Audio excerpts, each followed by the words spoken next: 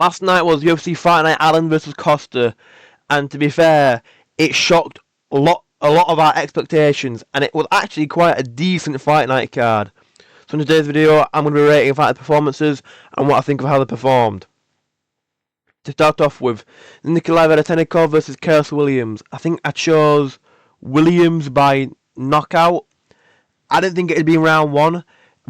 I'm rating Williams, I'd say an 8 out of 10. He absolutely shat on Vedetenikov. Vedetenikov for me is about a 3 out of 10. He couldn't really get much off.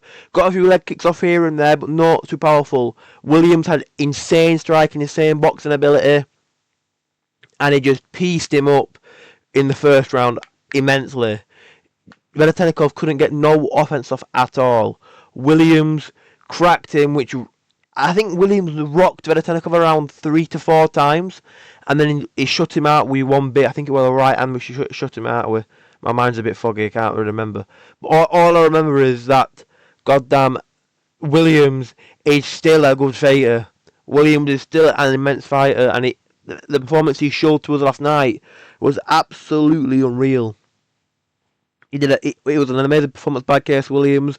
A lovely way to start off the main card. A lovely win to start off his 2026 year.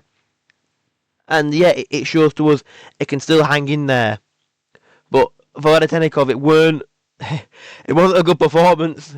It was not a good performance. He couldn't really get much off.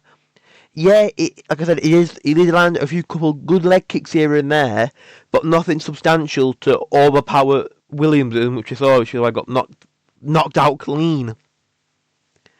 But for Williams now, coming off a knockout win, and also, I can't get the words out. Jesus Christ! This is his first win after a 2-fight losing streak, after losing to Andres Costa. So it's a good comeback win for Williams. So yeah, 8 out of 10 performance from Williams, 3 out of 10 for Vedetenikov. Next up, Timmy Kwamba versus Bernardo Sopage. Sopage, I'd say an 8 out of 10 again. Absolute brilliant performance. He got some very, very good grappling off in the first round. Almost submitted Timmy Kwamba. Timmy Kwamba couldn't do nothing. Granted, I'll give Kwamba a 4 out of 10. Better than Vedetenikov, solely because of him surviving through the first round and surviving the choke at the end of the first. That was a very good goddamn last minute choke by Sopage, but Kwamba did very good to make it out of it, so 4 out of 10. But Kwamba couldn't do anything. He couldn't do a thing, right? He was absolute outclassed in every way, shape and form. I didn't think Sopage had it in him. I really did not. I did not think he had it in him.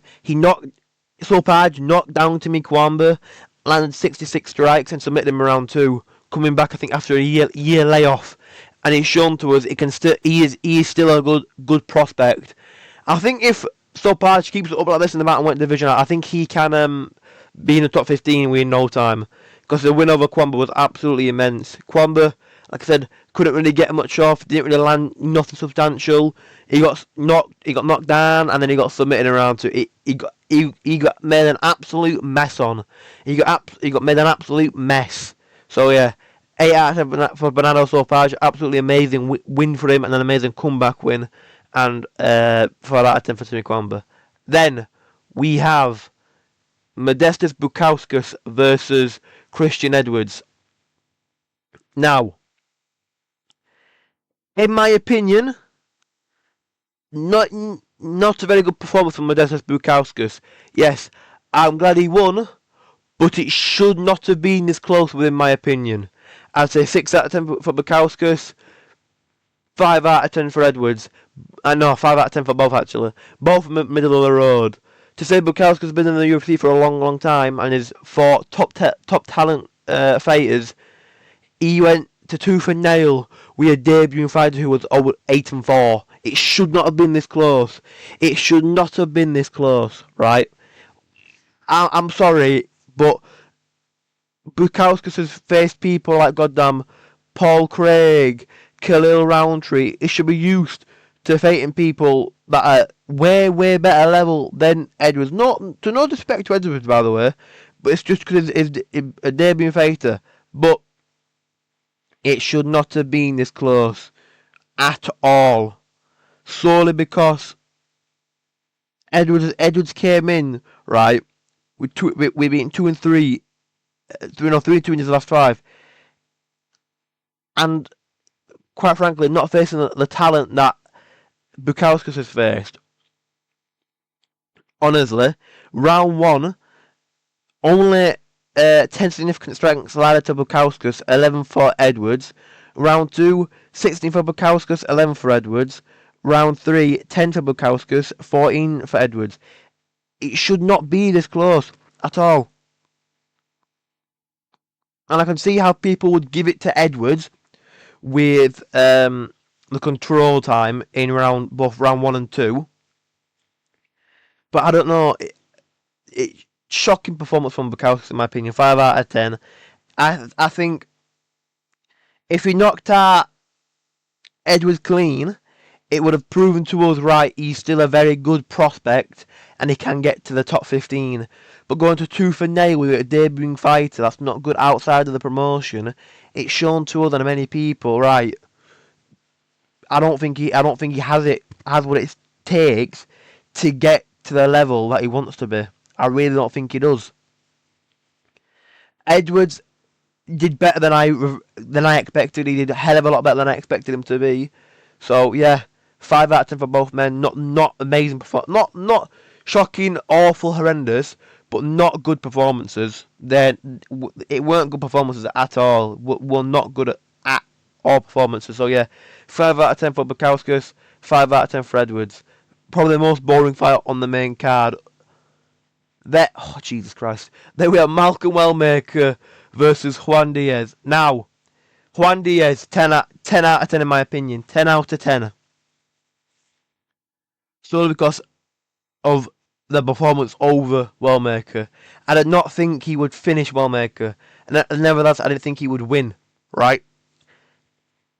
Wellmaker, a year ago, before the Ewing fight, people were putting him against, imagine him versus Corey Sandhagen, Peyton Talbot, Sean O'Malley, and I got subbed by a debuting fighter.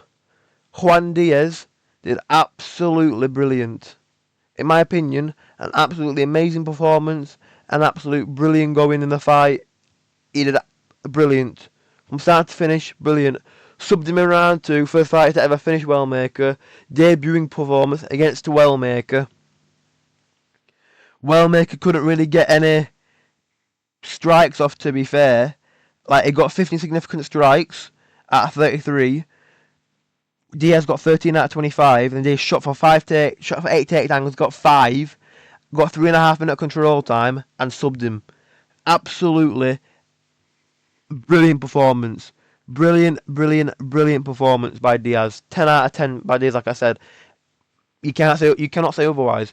You literally cannot say otherwise. Wellmaker, unfortunately to say, I think he can come back, but he needs to revamp himself. He needs to fully revamp himself, because the prospect Wellmaker that we all knew and loved, that we all thought, oh hell yeah, up and comer, he'll be massive, is gone. That, for what we know now, is gone. We need to see better from Wellmaker. Diaz, I think, will be a very good fighter with Bantamweight division. Him versus Damon Blackshear, Hayone Barcelos, Christian Rodriguez will be very, very good fights for Diaz. Because if he can do this against Wellmaker, he can do it against a lot of other people as well. So yeah, 10 out of 10 for Diaz. I'd say Wellmaker, 3 out of 10. 3 out of 10, shocking performance from Wellmaker. Absolutely, an absolute stink of a performance. Then, for our co-main, Doohoo Choi versus Daniel Santos. I'd say 8 out of 10 for Choi and about 5 out of 10 for Santos. Yeah, although Santos lost, he did put on a very good performance. He did get pretty much the exact same amount of strikes as Choi, but Choi just had too much power, too much relenting power for Santos, which ended up it going in round 2. Choi's pressure, Choi's strength, Choi's power was too much for Santos to handle, right? Santos did, in my opinion, Santos won round 1. So that's why he's not getting the below a 5. because he did very good in round 1. 47 total significant strikes, 12 control time, but was unable to get any takedowns off on Choi. Choi was very good at defending him, right? But then Choi in round 2 just came through with his power, with his pressure, knocked down Santos and ended up finishing him. It's shown to us, right? Choi still has it, despite Choi having a year layoff, not being in the UFC as much as often as his younger career, and with Santos being a more younger and up and coming fighter, a more frequent fighter, it's shown to us he still has it and he can hang in there. And in featherweight, I would love to see Choi get a top 15 fight next. He's on a 3-fight winning streak, but I really want to see him get a top 15 fight, because if he can win in the top 15, seeing Choi have some main events against even against Costa, Choi coming off a win, Costa coming off a loss, top 15 fight for Costa, that would be an amazing fight to make next. Absolutely a brilliant fight to make. So yeah, I'd say 8 out of 10 for Choi, 5 out of 10 for Santos. A brilliant fight. Santos did good, but Choi was just way too much for him. And finally, we have Arnold Allen versus Melquizael Costa. Now, I'd say 9 out of 10 for Allen, 6 out of 10 for Costa. No, not 6 out of 10, 4 out of 10. Because Costa, a lot of us thought, after what Costa did to Dan Ige, right, he's got immense power, got some brilliant striking, and with Arnold Allen being on a little bit of a downfall when his career, being 2 and 3 in his last 5, many people thought, right, Costa's an up and comer, he's hungry and he wants it more, he can get Arnold Allen out of there. Let's have a look at the stats, yeah? Right, round 1, 18 strikes for Allen, 2 takedowns, and a knockdown in round 1. That knockdown shot, I thought he'd finished Allen there and then. He did absolutely brilliant. Round 2, 28 strikes to Allen, 23 strikes to Allen. That round, I'd say, was the closest round up to that point. But look at the accuracy on these strikes. Costa was just throwing to land. He wanted to get strikes out there just to push Allen back, but it didn't work. Round 3, 44 strikes to Allen, 32 significant, 30 significant to Costa, 30 regular strikes to Costa. He couldn't do much. Allen's pressure he kept pushing forward over and over and over again to where Costa couldn't do anything. Round 4, a takedown for Allen. 64% accuracy for Allen, 37% accuracy for Costa. At this point, he was just throwing wheel kicks and spinning back kicks, just these big power shots to push Allen back, to make him fear his power. Allen couldn't give 2 fucks. Allen pushed forward and just proved he still has it in him. Then round 5, 4 takedowns, 40 total strikes and 11 significant strikes. Allen absolutely shut out Costa. He absolutely shut him out. So that's what I'm saying, 9 out of 10 for Allen. I would love to see Allen get a bigger fight in the division, right? I'd say put him against Laurel Murphy or somebody I'd say, or even actually Yair Rodriguez would be an amazing fight for him in my opinion. They've never fought each other before. I think Yair is ranked 4. He's ranked 4 or 5, one of the 2. So yeah, Allen versus Yair next would be an absolute brilliant fight. Don't give him some of the lower ranks, because he's fought some of the lower ranks and he's proven to us he can stand in the top 10. He can stand in his own 2 feet in the top 10.